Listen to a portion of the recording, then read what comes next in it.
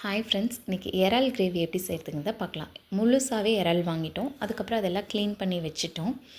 அதுக்கப்புறம் அரைக்கிறதுக்கு என்னென்ன தேவையானதுன்னா, சின்ன வெங்காயம் கொஞ்சம், அதுக்கப்புறம் பூண்டு, அதுக்கப்புறம் கொஞ்சமாக இஞ்சி, அதுக்கப்புறம் 5 தக்காளி. இதெல்லாமே அரைக்கிறதுக்கு தேவையான பொருள்.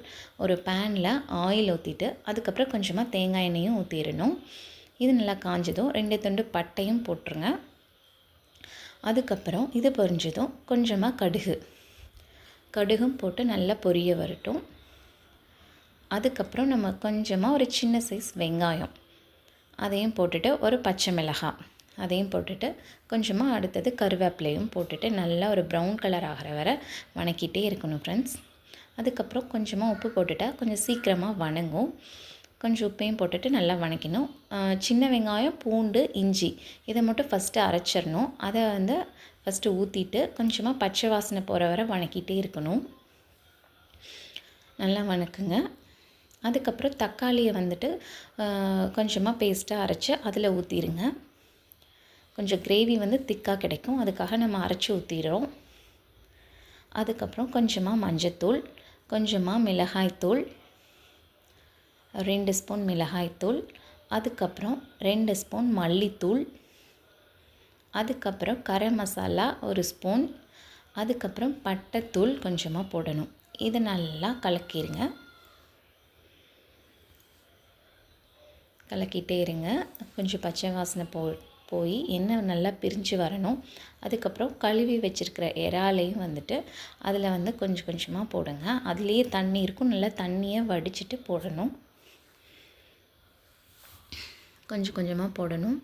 நம்ம தண்ணியே ஊற்ற வேண்டியதில்லை, ஏன்னா இறால்லேருந்தே தண்ணி வெளியே வரும். ஸோ நம்ம தண்ணி ஊற்ற வேண்டியதில்லை. நல்லா கலக்குங்க.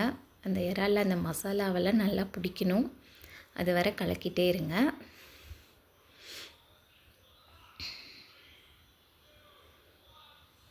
நல்லா கலக்குங்க ஃப்ரெண்ட்ஸ். நமக்கு வேணும்னா தண்ணி ஊற்றிக்கலாம், குழம்பு டைப்பில் வேணும்னா தண்ணி ஊற்றிக்கலாம். நான் கொஞ்சம் இன்றைக்கி கிரேவி டைப்பில் தான் பண்ணேன், அதனால் கொஞ்சமாக தான் தண்ணி ஊற்றினேன். அது வெந்து வர அதுக்காக தண்ணி ஊற்றினேன் நான். உங்களுக்கு எவ்வளோ தேவையோ அவ்வளோ ஊற்றிக்கோங்க. நல்லா ஒரு 10 மினிட்ஸ்லேயே இறால் வெந்துடும்.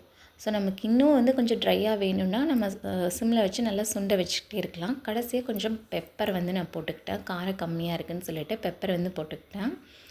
இதையும் நல்லா கலக்கிட்டே இருங்க.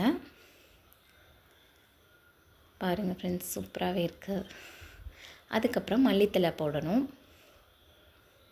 மல்லித்தழை போட்டு கொஞ்சமாக கலக்கிட்டு, உங்களுக்கு தண்ணியாக இருந்துச்சுன்னா இன்னும் கொஞ்சம் சிம்மில் வச்சு ட்ரை பண்ணிக்கலாம்.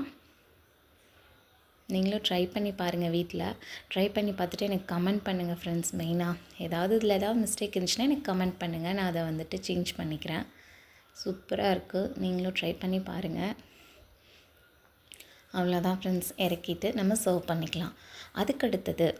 அதுக்கடுத்து என்ன வீடியோனா, காடை ஒரு 4 காடை வாங்கிட்டு அதை நல்லா வாஷ் பண்ணிவிட்டு கொஞ்சமாக மசாலா தூள் போட்டுட்டு லெமன் பிழிஞ்சிட்டு கொஞ்சமாக அரிசி மாவு இதெல்லாத்தையும் நல்லா கலக்கிட்டு ஒரு காடையாக போட்டுட்டு மசாலாவில் பிரட்டி எடுக்கணும்.